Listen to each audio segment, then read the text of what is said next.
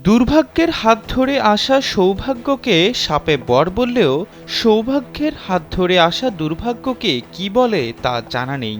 দীর্ঘ ৫ দশকের বেশি সময় ধরে বুকের উপর চেপে থাকা আসাদ পরিবারের স্বৈরশাসনের পতন ঘটার সঙ্গে সঙ্গে ধ্বংস হয়ে গেছে সিরিয়ার সামরিক শক্তি। বিদ্রোহীদের হাত ধরে মুক্তির স্বাদ পাওয়ার পরই সিরিয়ার সামরিক অবকাঠামোর উপর নির্বিচার হামলা শুরু করেছে সীমান্তবর্তী ইহুদিবাদী রাষ্ট্র ইসরায়েল। গণমাধ্যমে উঠে আসা বিভিন্ন ভিডিও ও স্থিরচিত্রে দেখা গেছে এসব হামলার ভয়াবহতা।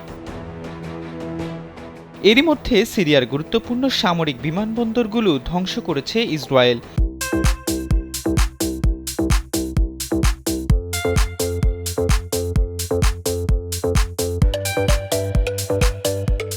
এবার দেশটির নৌবাহিনীকেও ধ্বংস করে দিয়েছে তারা। সিরিয়ার প্রতিরক্ষা খাতকে সম্পূর্ণ ধ্বংস করার লক্ষ্যমাত্রার অংশ হিসেবে এমন হামলা চালাচ্ছে নেতানিয়াহু প্রশাসন। গেল ২ দিনে সিরিয়ার বিভিন্ন অবকাঠামো লক্ষ্য করে ৩৫০'র বেশি বিমান হামলা চালিয়েছে ইসরায়েলি বিমান বাহিনী। একই সঙ্গে দখল করে নেওয়া হয়েছে সিরিয়ার গোলান মালভূমিও। বলা হচ্ছে এরই মধ্যে সিরিয়ার সামরিক শক্তির ৮০% ধ্বংস করা হয়েছে। এক বিবৃতিতে ইসরায়েল ডিফেন্স ফোর্স তথা আইডিএফ বলছে, সোমবার রাতে সিরিয়ার আল-বাইদা ও লাতাকিয়া বন্দরে তারা হামলা করেছে, যেখানে সিরিয়ার নৌবাহিনীর ১৫টি জাহাজ নোঙর করা ছিল। ইসরায়েলের প্রতিরক্ষামন্ত্রী ইসরায়েল কাটজ জানান, ইসরায়েল রাষ্ট্রের প্রতি কৌশলগত যেসব হুমকি রয়েছে সেগুলো ধ্বংস করাই তাদের লক্ষ্য।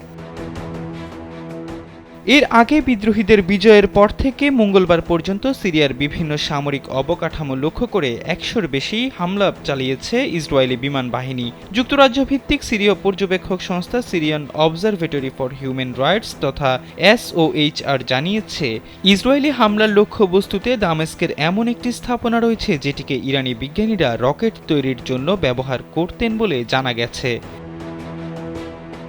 সরকার পতনের পর এরই মধ্যে সিরিয়ার গুরুত্বপূর্ণ ৩টি বিমানবন্দর পুরোপুরি ধ্বংস করে দিয়েছে ইসরায়েল। এগুলো হলো উত্তর সিরিয়ার কামেশহিলিতে একটি, হোমসে একটি এবং দামেস্কের মেজ্জহ বিমানবন্দর। এছাড়াও সিরিয়ার সামরিক সদর দপ্তর, গোলাবারুদ মজুদাগার সহ বিভিন্ন গুরুত্বপূর্ণ সামরিক অবকাঠামোতে হামলা চালিয়েছে নেতানিয়াহুর বাহিনী।